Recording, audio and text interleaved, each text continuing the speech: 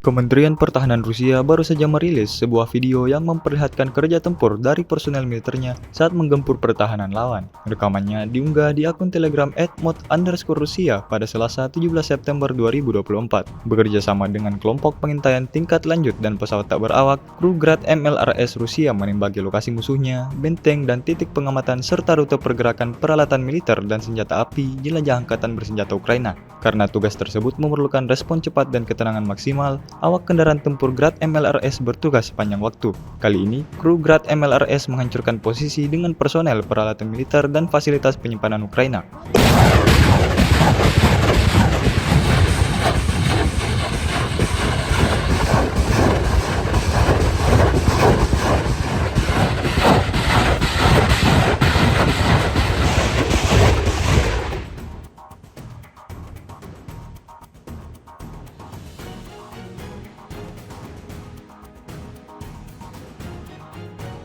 Западной техники, да, очень много у них. Вот ее уничтожаем. Вот недавно уничтожили 3 семерки гаубицы у них и танк западного производства. Очень много боевых бронированных машин западного производства. Все это уничтожается, выявляется, уничтожается.